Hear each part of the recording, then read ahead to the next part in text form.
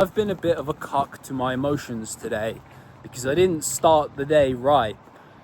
For the past week or so, I've been starting each morning with half an hour of letting go, where I've just been sitting with my feelings as they arose, and rather than trying to think my way out of them, just feeling them as a physical sensation in my body.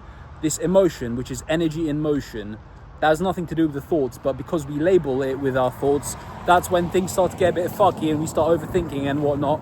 But for the past week or so, I've been starting my day off with this practice of letting go.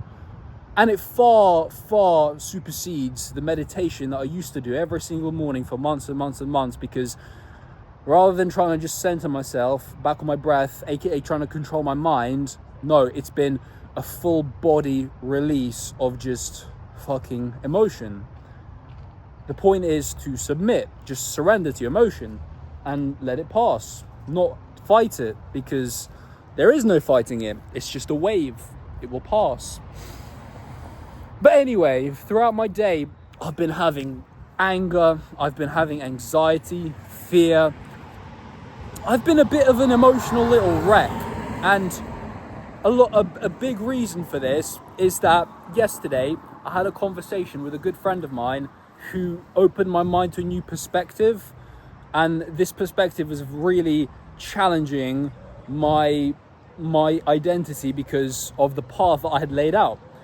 I was committed, or so I thought, right? I was committed to just saying fuck chasing short-term gains of success and just commit to the long-term game, build a real in-person personal training business, and realize that it's going to be hard and long and there's not going to be any quick fixes, and just do the grind, document the journey, have fun, enjoy the process, and relish in the suffering. But my friend managed to sway me onto a different path. So maybe I wasn't really all that committed in the first place, if I'm that easily swayed, right? But made a very, very convincing argument that there's a much better opportunity in which to also go all in on and gain the same things that I'm seeking from this personal training thing. And I've just been in conflict, right? I've been in conflict because I think a part of me knows he's right, and a part of me probably feels threatened because it reveals that I wasn't actually as committed as I thought. But no matter what happens, the main journey is going to be becoming the best version of myself, no matter what I do, using everything as an opportunity for self-mastery and documenting the journey as it goes in order to share what I learn along the way while it's still fresh, so that anyone who used to suffer from the same pain I did can benefit. But anyway, that's enough about all that shit. Just a little reference as to where my mind was. I've been in a negative fucking headspace today because part of me has realized that I'm not satisfied in the UK.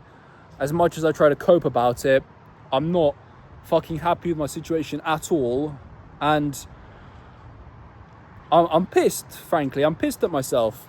So there's a lot of work that needs to be done, both internally and externally, for sure. But anyway, that's not the point. The point is, I was an emotional little cuck today because I wasn't able to just sit with my feelings and let them go. Every single time I did that, it was working temporarily, but then I disrupted it to keep going about my day and keep thinking, fuck, enough is enough. I've been waiting all day. This is the first time in months and months and months that I've gone to the gym at 5 p.m, but because of how the day lined up, there were certain things I needed to get done in a certain order. I'm here now, and obviously at 5 p.m, the gym's a fucking nightmare, but we're here and we're going to execute on the first day of training that coach has given me. I know this was a very long-winded intro to what is amounting to be a gym vlog, but I just wanted to give you some context because right now my headspace is a bit flustery. No matter, even though I'm centering myself and moving through it, I know that on the other side of training, everything's gonna feel a lot more aligned, because that's always the way it happens. I've been on a deload for the past week, and honestly, I felt a bit lost. It's like training is the foundation of life, and without it, because I've been doing a little deload and taking it easy and just sort of fluffing around, having a little fun pump sessions, it hasn't given me this like rigid attack mode structure in which I can stop overthinking and just do what is in front of me. So I've been really fucking looking forward to this. Let's go get it. Man, it feels kind of nice taking my own brain out of the equation and just blindly executing on what coach has laid out for me. And we begin this session with some weighted dips, which I'm doing with a pitiful 15 kilos. This is way lighter than I usually would use, but the whole goal of this training block is to build momentum for some crazy PRs ahead.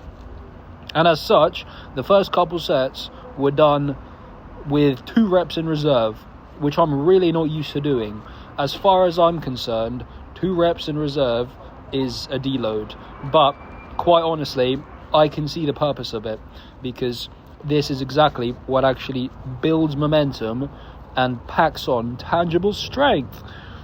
I've been sort of plateaued using more or less the same weights for about a year now, and I haven't really managed to break through, and it's probably because I take every single set to just ball bursting failure. The last set of dips is where I'm actually allowed to express my deep-seated passion for going to failure, and the camera cut off because the storage ran out. So here you're blessed with the next exercise on the list, which is the incline row. We're doing things differently this time. I had no idea that I wasn't doing these properly, and that I needed to keep my back more neutral throughout the entire rep. Because what I was doing is I was extending it at the top, because it actually makes it easier to get that last little portion out. But that's not what we're doing. We're isolating the upper back much better with this form. Next up, we're coming in with some tricep extensions on the cables on a bench, which I've never ever done before.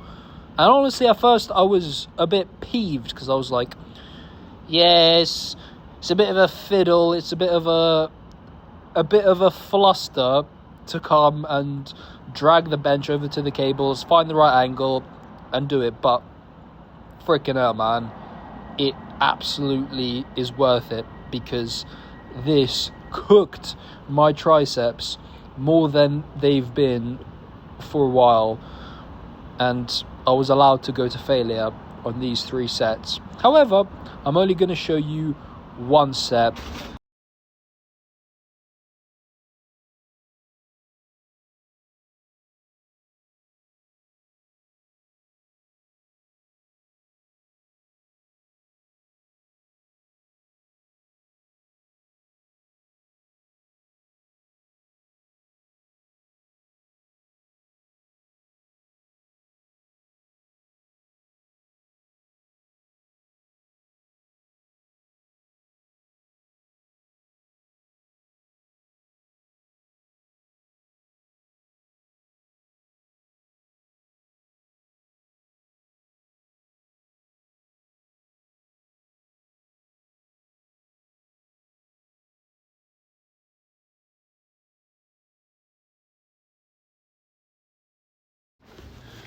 I did 3 sets of this, and I filmed the first and the last one just to give you a little bit of a comparison as to how my technique actually improved as the sets went along.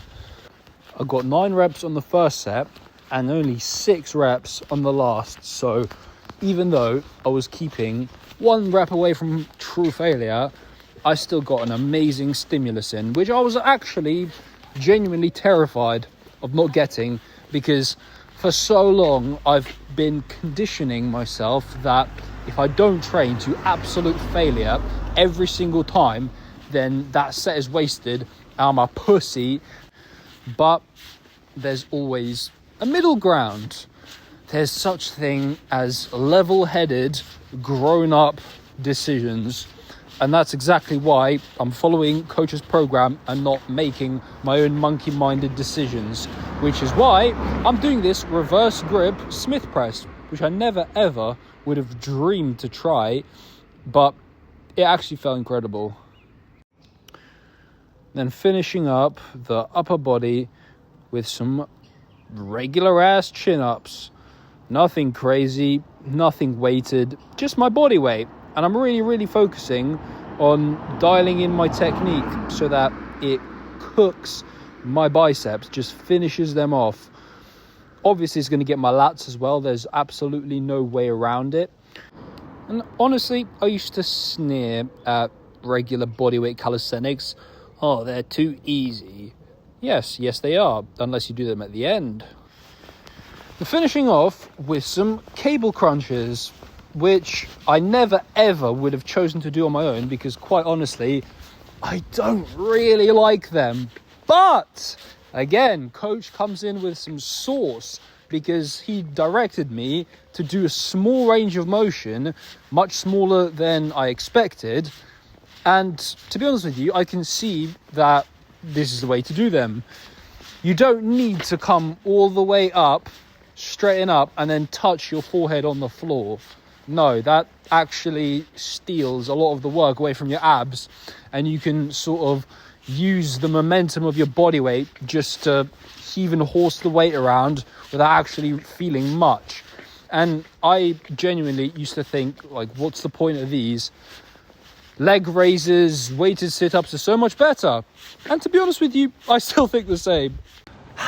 Man, whatever negativity you come in with, the gym is such a fucking phenomenal outlet. Just you and the weights and other people around. Because you shouldn't close yourself off to the world, which is why I'm doing what I'm doing. I'm getting on here, sharing my vulnerable cuckedness so that you can see in real time that you can literally turn it all around immediately. Had some cute little social interactions because the old version of myself would have shut himself in. You go negative, you go to the gym, you don't talk to anyone, you're introverted, and that sort of makes it worse.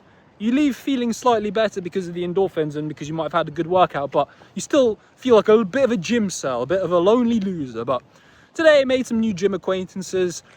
I just feel pretty good, man. Pretty fucking good. I'm not going to say I'm 10 out of 10, but nor do I have to be. Why do I need to feel good all the time, eh? That's the whole point of this life, is to test us. Especially when we don't feel good. That's when the real character is built.